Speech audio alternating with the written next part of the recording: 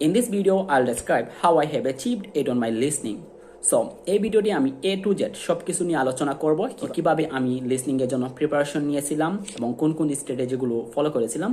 আপনারা যদি সম্পূর্ণ ভিডিও দেখেন ডেফিনেটলি আপনাদের কাজে আসবে।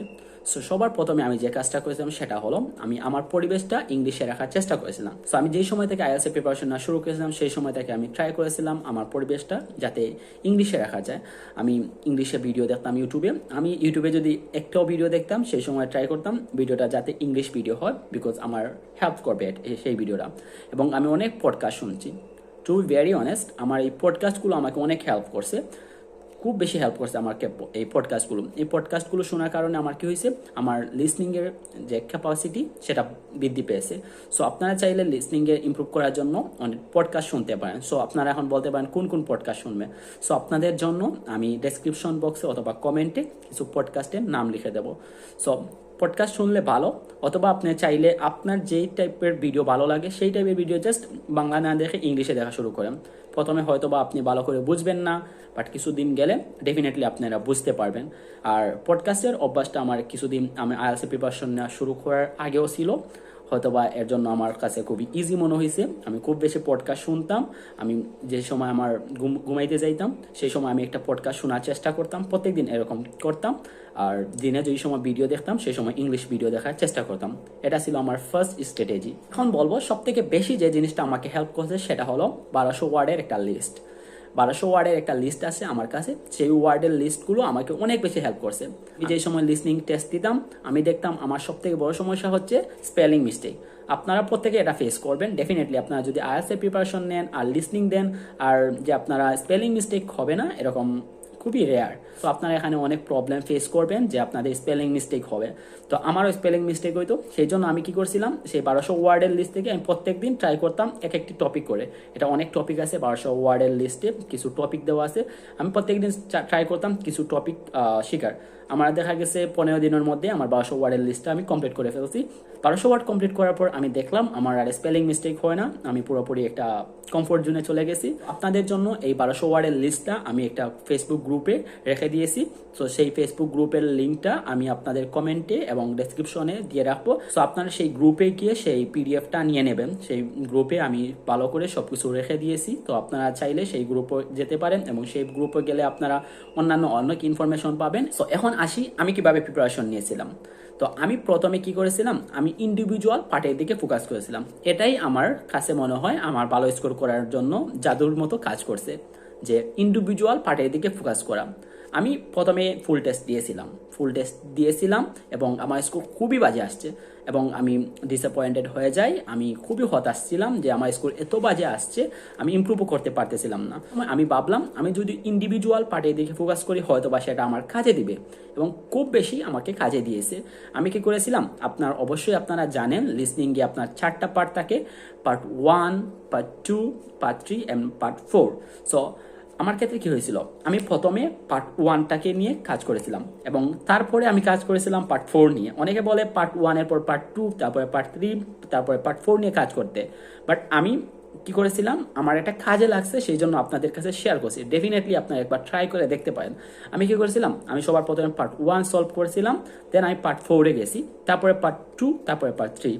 এটা কেন করলাম, বিকজ আপনারা যারা IELTS নিয়ে একটু কাটাকাটি করছেন, যারা লিসনিং একবার হইলেও দিচ্ছেন তারা জানেন পার্ট 1 এবং পার্ট 4-এ আপনার কি থাকে, পার্ট 1 এবং পার্ট 4-এ আপনার গ্যাপ ফিল থাকে বা নোট কমপ্লিশন টাইপের কিছু জিনিস থাকে। সো পার্ট 1 আর পার্ট 4 আমার কাছে সমান মনে হয়। তো আপনারা যদি পার্ট 1 আর পার্ট 4কে সমান মনে করেন, একটা মাইন্ডসেট তৈরি করতে হবে যে পার্ট 1 এবং পার্ট 4 সেম, তাহলে কিন্তু আপনারা পার্ট 1 এবং পার্ট 4-এ টোটাল 20টার মধ্যে 18 থেকে 20টা করতে নিতে পারেন। সো আমি সেই রকম করেছিলাম, প্রথমে পার্ট 1 করেছিলাম, তারপরে পার্ট 4, তারপরে পার্ট 3, তারপর পার্ট 2 এবং তারপরে পার্ট 3 এরকম করেছিলাম।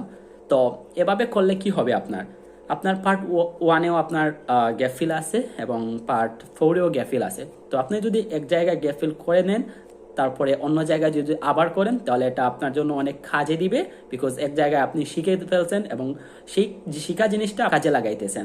এইভাবে আমি 4 থেকে 5টা বইয়ে ইন্ডিভিজুয়ালি পার্টের উপর ফোকাস করে প্রথমত আমি সলভ করেছিলাম, এবং একটা সময় আমি দেখছি যে আমার মোটামুটি ইন্ডিভিজুয়াল পার্টের দিকে ফোকাস করে আমি ভালো স্কোর করতে পারতেছি। বাট আমার একটা প্রবলেম হয়েছিল আমার এমসিকিউ এর ক্ষেত্রে। আমি এমসিকিউ দেখছিলাম আমার কোনো সময়ও 100% অ্যাকুরেসি আসছিল না। তো আমি কি করলাম, এমসিকিউ নিয়ে ভাবলাম যে এমসিকিউ নিয়ে পরে কাজ করব।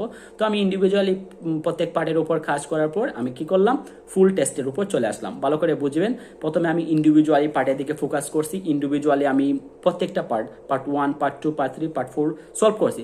তারপরে আমি ফুল টেস্টে গেছি। যদি আপনি প্রথমেই ফুল টেস্ট দেওয়া শুরু করেন, আপনার কিন্তু স্কোর বেশি আসবে না এবং আপনি হতাশ হয়ে যাবেন এবং আপনি আইএলটিএস ছেড়ে দিবেন। তো সেই জন্য আপনি ট্রাই করবেন প্রথমে ইন্ডিভিজুয়ালি পার্টের দিকে ফোকাস রাখতে। তো আমি যখন ফুল টেস্টে যাই, আমার ফুল টেস্ট দিছি, আমার ফুল টেস্টে 21 আসছিল। সো এটা এভারেজ স্কোর আসছিল। তো আমি ভাবলাম এত কষ্ট করলাম, আমার স্কোর তো মোটামুটি 25 উপরে যাওয়ার কথা ছিল। তো আমি আবার এক্সাম দিলাম, আমি দেখলাম আমার এই 24, 25 এরকম আসতেছে। তো আমার তো টার্গেট ছিল 35+।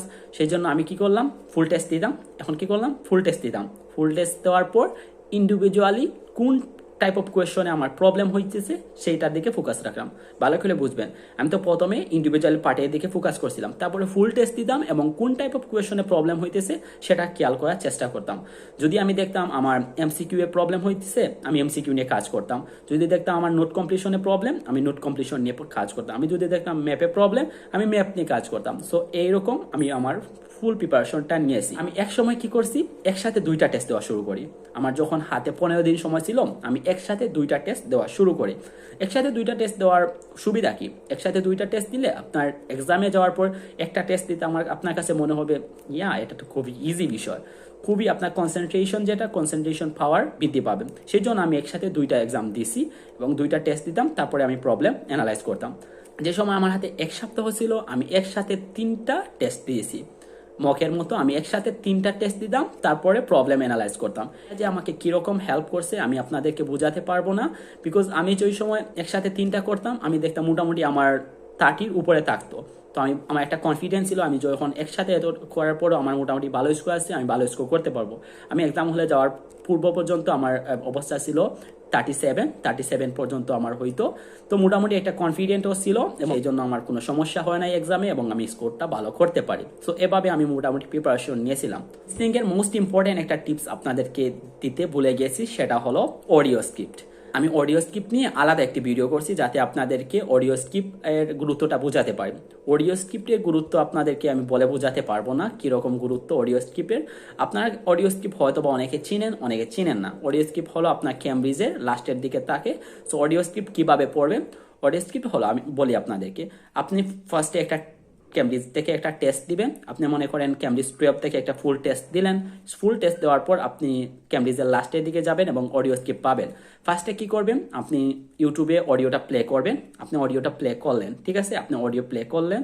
তারপর কি করবেন, অডিওটা শুনবেন। আপনি ইউটিউবে অডিওটা প্লে করবেন এবং আপনার ক্যামব্রিজের যে বই আছে সেখানে অডিও স্ক্রিপ্ট আছে, সেখানে আপনি পেন্সিল দিয়ে ধরে ধরে সামনের দিকে যাবেন এবং অডিওটা চলতে থাকবে। এভাবে প্রথমে আপনার কাজ চালিয়ে যাবেন। তারপর কি করবেন, অডিওটা বন্ধ করে দিবেন এবং তারপরে আপনি নিজে থেকে নিজে পড়বেন এবং বোঝার চেষ্টা করবেন ওরা এখানে কি বোঝানোর চেষ্টা করতেছে, বোঝার চেষ্টা করবেন। এগুলো ফার্স্টে আপনি অডিওর সাথে আপনি দেখলেন, তারপরে আপনি রিডিং পড়লেন। তারপরের কাজটা হলো আপনি যেই কোয়েশ্চন আনসারটা আপনি দিতে পারেন নাই, অর্থাৎ আপনি ভুল করছেন, সেটাতে কাজ করতে হবে। ভালো করে বুঝেন, আপনি যেই টাইপ অফ কোয়েশ্চনে বা যেই কোয়েশ্চনটাতে প্রবলেম করছেন, মনে করেন আপনি 11, 7 এই 2টা প্রবলেম করছেন। তো আপনি 11 দেখলেন, আপনি কি ভাবছিলেন, আপনি কি প্রিডিক্ট করছিলেন আনসার, আর আনসার কি হয়েছে, আপনার কি প্রবলেম হয়েছে। তো প্রবলেমটা ভালো করে অ্যানালাইজ করবেন। যদি এভাবে দেখেন তাহলে দেখবেন খুব তাড়াতাড়ি আপনার ইমপ্রুভ হইতেছে, খুবই তাড়াতাড়ি আপনার ইমপ্রুভ হবে যদি অডিও স্ক্রিপ্টটা ভালো করে ফলো করেন। আপনারা ট্রাই করবেন এগুলো ফলো করে। যদি আপনারা ফলো করেন ডেফিনেটলি আপনাদের স্কোর ইমপ্রুভ হবে। সো ভিডিওর এতটুকু দেখার জন্য ধন্যবাদ এবং আপনারা চ্যানেলটাকে সাবস্ক্রাইব করে রাখতে পারেন। অবশ্যই আপনার কাজে আসবে এই চ্যানেলটা। এই চ্যানেলে আমি ডেফিনেটলি রেগুলার ভিডিও দেওয়ার চেষ্টা করব, যেই টপিকগুলো আপনাদের প্রয়োজন সেই টপিক রিলেটেড ভিডিও দেওয়ার চেষ্টা করব। এবং কমেন্ট করে জানাবেন ভিডিওটা কিরকম হয়েছে এবং পরবর্তীতে কোন টপিক রিলেটেড ভিডিও চাচ্ছেন, এবং কোনো যদি কোয়েশন থাকে তাহলে ডেফিনেটলি আপনি কমেন্ট করতে পারেন। আমি ট্রাই করব সেই কমেন্টের আনসার দেওয়া। ভালো থাকবেন, till then take care, see you in the next video. আল্লাহ হাফিজ।